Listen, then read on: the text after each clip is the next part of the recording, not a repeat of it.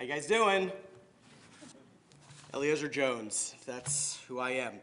Erin Dorfman, you talked about your teacher who came and apologized and how that elevated her in your eyes, so I'd like to elevate myself.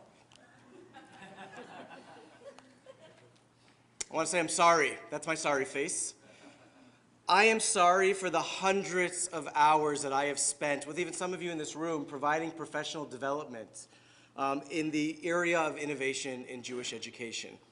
I maybe even feel responsible for the last 70 years of innovation in Jewish education, which I feel I maybe need to apologize for. There's so many people in this room that have worked so hard to make positive change. We have spent many hours, spent hundreds, thousands, tens of thousands, millions of dollars, only to look back and realize it didn't stick. It's hard, right? We've all been there. And that's not to say there hasn't been some amazing things happening in Jewish education. I look around this room and I know so many of you who've done such amazing things. But there are so many of our staff and teachers that are dreading coming back to school this year because they're wondering, what are we going to be forced to buy into this year? Why does that happen? Why is it so difficult? So this project, what we believe the answer is because there's not a systematic way to innovate.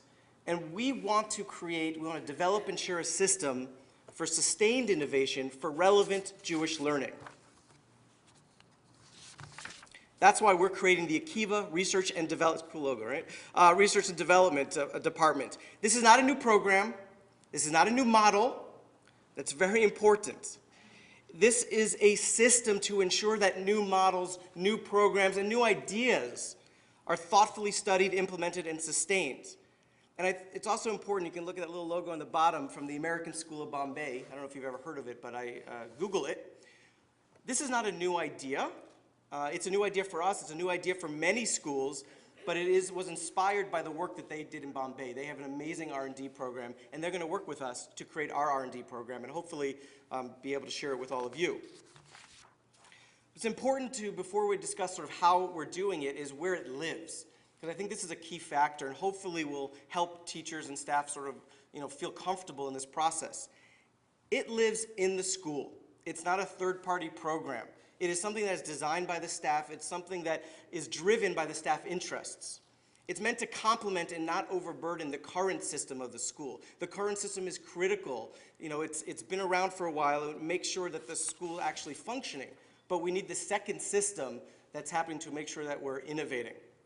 So, well, what does a school R&D do?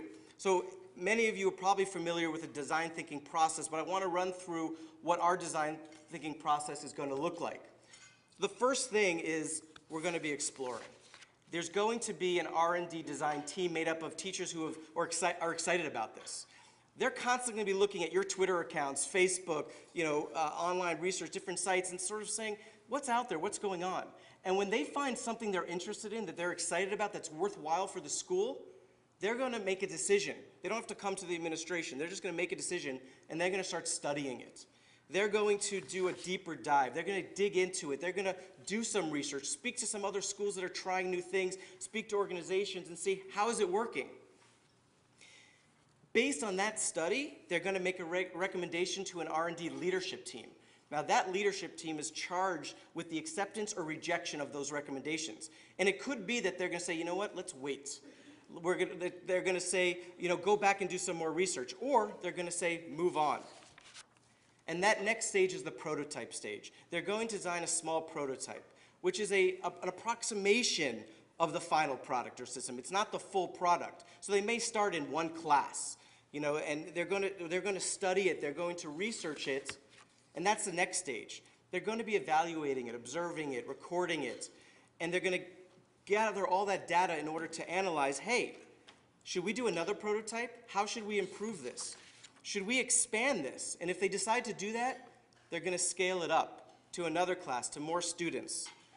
And eventually, through all that process, which might happen a few times, they'll make a final recommendation. We should do this, and this is how we should do it. Or, this isn't going to work, and we know why, so we don't make that mistake 400,000 more times. We believe by doing this, we're going to stop wasting money and stop wasting time. We also believe, and this is a secondary gain but almost equally important, will create a culture and excitement around innovation and growth. So even if a teacher's not in the R&D team,